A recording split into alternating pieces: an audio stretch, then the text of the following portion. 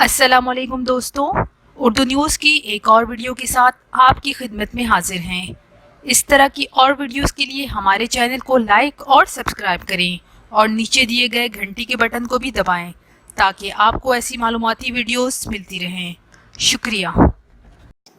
America का मारूफ magazine the national interest अपनी ताज़ा रिपोर्ट में लिखता है कि अफ़गानिस्तान अमेरिका में जंग समेट रहा है। अमेरिका को अफगानिस्तान में शिकस्त हो चुकी है और पाकिस्तान ये जंग जीत गया है। अमेरिकी खुसूसी एलची ज़ल्मे खलीलजाद के जरिए तय पाने वाले मुआहदे के बुनियादी खाके में कोई नई बात नहीं है। अमेरिका दहशतगर्दी से वाबस्ता न होने या अफगानिस्तान को दहशतगर्द गिरोहों की महफूज पनाहगाह के तौर पर इस्तेमाल करने की इजाज़त न देने के वादे के बदले में अपनी अफवाज वापस ले रहा है। लेकिन इस बात की कोई यकीन दहानी नहीं है कि अफगान सरजमीन दोबारा से दहशतगर्दी के खिलाफ इस्तेमाल नहीं होगी। मुआहदे के साथ मसाइल बहुत सारे हैं। तालिबान के साथ सिफारतकारी के हामी अक्सर कहते हैं कि जंगें सिर्फ सिफारतकारी के जरिए ही ख़त्म हो सकती हैं। आप अपने दोस्तों के साथ सुलह नहीं करते हैं। सेक्रेटरी खारजा हिलरी क्लिंटन ने वजाहत करते हुए कहा है कि अगर आप किसी ऐसी सूरत हाल पैदा करने की तवक्को करते हैं जो शोरिश का खात्मा करे, लेकिन ज़ल्मे खलीलजाद का वाज़ेह करदा मुआहिदा इससे थोड़ा सा मुख्तलिफ है, जिसमें क्लिंटन इंतज़ामिया के अहदेदारों ने 9/11 से कबल के सालों में तालिबान के साथ मिलकर मुखालिफिन पर हमला किया था। इस वक्त तालिबान ने दहशतगर्दी और अलकायदा रहनुमा ओसामा बिन लादेन को अलग थलग और तनहा करने का वादा किया था। 11 सितंबर को न्यूयॉर्क और वाशिंगटन में होने वाले दहशतगर्दाना हमलों ने इस बात को साबित किया कि तालिबान ने अपना वादा पूरा नहीं किया है और ओसामा बिन लादेन और अलकायदा इस दहशतगर्दी में मुलव्विस है। बहुत सारे ऑप्शंस में से सदर डोनाल्ड ट्रंप और ज़ल्मे खलीलजाद ने जॉन कैरी डिप्लोमेसी कबूल कर ली है, जिसमें मुआहदे के साथ साथ तालिबान को ये भी बताया जा रहा है कि अगर वो अफगानिस्तान में अमन कायम करने में नाकाम हो गए तो ये इनकी और अफगानिस्तान की बहुत बड़ी बदकिस्मती होगी।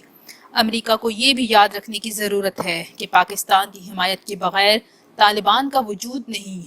जब ज़ल्मे खलीलजाद और अमेरिकी सिफारतकारों ने अफगानिस्तान में क़याम अमन के लिए मुख्तलिफ अफगान धड़ों से बातचीत शुरू की थी तो तालिबान के मुज़ाकरातकार कतर में मुकीम थे और कोयटा में क़यादत को तमाम सूरत हाल से आगाह करते थे। इन्हें इस्लामाबाद में पाकिस्तान की खुफिया एजेंसी ISI से हिदायत मिलती थी। एक ज़माने में सेक्रेटरी खारजा कोलन पॉल ने एतदाल पसंद तालिबान के साथ बातचीत के इम्कान के बारे में बात की थी। तालिबान पाकिस्तान के लिए ऐसे ही हैं जैसे हिज़्बुल्लाह ईरान के लिए है। अफ़गान तालिबान पाकिस्तान के मफादात का ख्याल रखते हैं और हिदायत भी लेते हैं। तालिबान अपनी बगावत और दहशतगर्दी का ये जवाब पेश करते हैं कि वो और सदर अशरफ गनी की इंतज़ामिया में शामिल नहीं और वो यानी तालिबान अफ़गानिस्तान के जायज़ हुक्मरान हैं। ज़ल्मे खलीलजाद ने तालिबान से मुज़ाकरात करने से इनकार किया। अगर तालिबान को यकीन है कि वो अफ़गान अवाम की नज़र में जायज़ हैं तो क्यों ना वो अपने हथियार डालकर इंतखाबात में हिस्सा लें। इसका जवाब बहुत आसान है। बेशतर अफ़गानी इन तालिबान ग्रुपों को गैर मुल्की कठपुतलियों के तौर पर देखते हैं और उनके लिए कभी भी वो अपना हक राय दही इस्तेमाल नहीं करते थे। वो इन्हें वोट भी नहीं देंगे। अफ़गान ख़वातीन और दूसरे फ़िरके और नस्ली ग्रुप भी अफ़गान तालिबान को पसंद नहीं करते। ट्रंप एक ऐसी जंग का खात्मा चाहते हैं जिसकी सालाना लागत $30 बिलियन है। ये काबिल सताइश है। इस हकीकत को एक तरफ रखें कि पाकिस्तान को दहशतगर्दी की हिमायत रोकने पर मजबूर करने के लिए ऐसी दूसरी हिकमत अमली भी सामने लाई जा सकती है, लेकिन इसके हिसाब किताब में बुनियादी गलती ये हो सकती है कि इसका इंतखाब $30 बिलियन और सिफर के दरमियान है। दूसरी तरफ ये हकीकत है कि तालिबान अलकायदा के फलसफा और अहलकारों को गले लगाते और शामिल करते रहते हैं। तालिबान की महफूज पनाहगाह बाकी हैं। तालिबान के साथ अमन मुआहदे और अमरीकी फ़ौजों के निकलने के बाद इनमें मज़ीद वसअत आएगी। खदशा है कि अफ़गान मुहाजिरीन का हमसाया ममालिक में बहाव बढ़ जाएगा। ये अफ़गान मुहाजिरीन हमसाया ममालिक को गैर मुस्तहकम कर सकते हैं।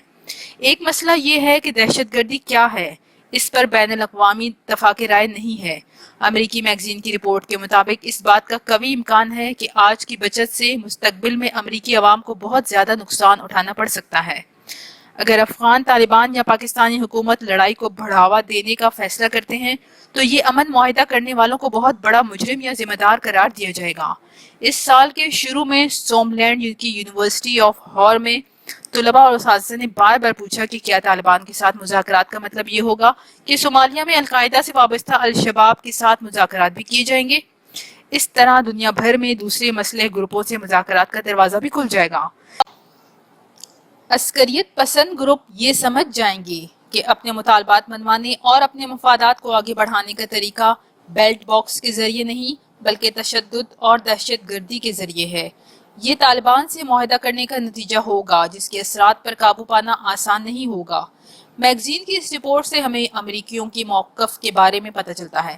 امریکہ میں ایک گروپ افغان طالبان سے مذاکرات کے خلاف ہے۔ اس لابی کے دباؤ پر صدر ٹرمپ نے اچانک افغان طالبان سے مذاکرات ختم کرنے کا اعلان کر دیا۔ وزیر اعظم عمران خان نے امریکہ میں میڈیا سے گفتگو کرتے ہوئے اس واقعے پر کہا ہے کہ انہیں بہت حیرت ہوئی جب ایک ٹویٹ میں امریکی صدر نے افغان طالبان سے مذاکرات ختم کرنے کا اعلان کر دیا۔ اگر دوحہ مذاکرات کے نتیجے میں افغان طالبان اور امریکہ کے درمیان کوئی امن ڈیل ہو جاتی تو اس کے بعد ہم سب سے پہلے طالبان کو افغان حکومت کے ساتھ مذاکرات شروع کرنے پر آمادہ کرتے۔ ان افغان طالبان کو بڑی مشکل سے مذاکرات کے لیے آمادہ کیا گیا تھا۔ سینئر صحافی سلیم صافی کے مطابق امریکی صدر ڈونلڈ ٹرمپ نے اپنے آپ سمیت سب کو بند گلی میں دھکیل دیا۔ جس طریقے سے وہ طالبان کے ساتھ معاہدہ کرنے جا رہے تھے اگر اس طریقے سے ہو جاتا تو بھی مصیبت تھی، اور اب جب مذاکرات ختم کیے تو بھی مصیبت ہے۔ حقیقت یہ ہے کہ قطر میں ہونے والے امریکہ اور طالبان کے مذاکرات کو غلط طور پر امن مذاکرات کا نام دیا گیا تھا۔ یہ امن مذاکرات نہیں بلکہ صرف امریکہ اور طالبان کے مذاکرات تھے۔ امن صرف اس صورت میں آ سکتا ہے کہ جب افغان آپس میں بھی جنگ ختم کر کے مشترکہ سیاسی نظام پر متفق ہو جائیں۔ 9/11 سے قبل تو افغانستان میں امریکہ یا کسی اور ملک کی افواج موجود نہیں تھیں، تو کیا وہاں امن تھا؟ افغانستان سے متعلق امریکیوں کی عقل اوباما کے دور میں ٹھکانے آ گئی تھی اور سیاسی حل کا راستہ نکالنے کی خاطر رچرڈ ہالبروک کو خصوصی نمائندہ مقرر کیا گیا تھا۔ تب بھی طالبان قطر میں امریکہ سے براہ راست مذاکرات پر آمادہ ہو گئے تھے، لیکن جب اس وقت کے افغان صدر حامد کرزئی نے احتجاج کیا تو اوباما نے بھی طالبان کے ساتھ افغان حکومت کے بغیر مذاکرات کا سلسلہ جاری رکھنے سے انکار کر دیا۔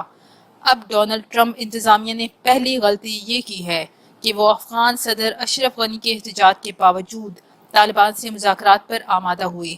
ان کا اور ان کے خصوصی نمائندے زلمے خلیل زاد کا خیال تھا کہ جب ان کے اور طالبان کے مذاکرات ایک خاص مرحلے تک پہنچ جائیں گے تو طالبان افغان حکومت سے متعلق بھی لچک پیدا کر لیں گے اور دوسرے مرحلے پر اسے بھی شامل کر لیا جائے گا۔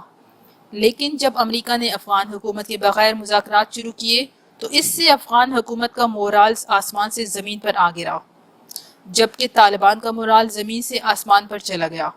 جو مذاکرات کامیابی کی طرف بڑھتے گئے تو افغان حکومت سے متعلق طالبان کا رویہ مزید بے لچک ہوتا گیا۔ اسی طرح امریکی مذاکرات کاروں کو خوش فہمی تھی کہ معاہدے کے قریب جا کر طالبان جنگ بندی پر آمادہ ہو جائیں گے، لیکن جو وہ وقت قریب آتا گیا تو طالبان جنگ تیز کرتے گئے، جس سے افغان حکومت اور سیاسی نظام میں شامل دیگر افغان رہنماؤں کا یہ پیغام ملا کہ یہ معاہدہ ان سب کی سیاسی موت ہے۔ چنانچہ جب زلمے خلیل زاد معاہدے کا فائنل ڈرافٹ لے کر کابل گئے تو ان کا سامنا ایک بپھرے ہوئے اشرف غنی سے ہوا۔ زلمے خلیل زاد نے طالبان سے وعدہ کیا تھا کہ ان کے 5000 سے زائد قیدیوں کو رہا کر دیا جائے گا، لیکن یہ نہیں سوچا تھا کہ وہ قیدی افغان حکومت کی جیلوں میں ہیں۔ چنانچہ اشرف غنی نے زلمے خلیل زاد سے کہا کہ ڈونلڈ ٹرمپ سے کہہ دیں کہ وہ طالبان کے قیدی اگر ان کے پاس ہیں تو ان کو رہا کر دیں۔ طالبان روزانہ میرے لوگوں کو قتل کر رہے ہیں، میرے ساتھ ان کا کوئی معاہدہ نہیں ہوا، میری یہ انگلیاں کٹ تو سکتی ہیں لیکن طالبان کی رہائی کے حکم نامے پر دستخط نہیں کر سکتی۔ چنانچہ معاہدے کی ناکامی کی پہلی وجہ افغان صدر کا یہ انکار بنا۔ سخت گیر طالبان حکومت نے جسے پڑوسی ملک پاکستان، متحدہ عرب امارات اور سعودی عرب سمیت صرف 3 ممالک نے تسلیم کیا تھا، غیر قانونی افیون اور پوست کی کاشت میں اپنی سخت گیر پالیسی کی بدولت نمایاں کمی کی تھی۔ تاہم اس حکومت کے ناقدین اسے اکثر قبرستان کے امن سے تعبیر کرتے تھے۔ امریکی فوج کے جائزوں کے مطابق اس وقت افغانستان کے تقریباً آدھے حصے پر طالبان کا کنٹرول ہے۔ اس سے یہ خدشہ پیدا ہوا ہے کہ اگر غیر ملکی فوجیں ملک سے نکل جاتی ہیں تو افغانستان 1990 کی دہائی کی خانہ جنگی کی طرف لوٹ سکتا ہے۔ دوستوں، ویڈیو دیکھنے کا شکریہ۔ اگر آپ کو ویڈیو پسند آئی ہے تو ہمارے چینل اردو نیوز کو لائک اور سبسکرائب کریں تاکہ آپ کو ایسی معلوماتی ویڈیوز ملتی رہیں۔ نیچے کمنٹس میں اپنی رائے کا بھی اظہار کریں تاکہ میں ویڈیوز کو مزید بہتر کر سکوں۔ شکریہ۔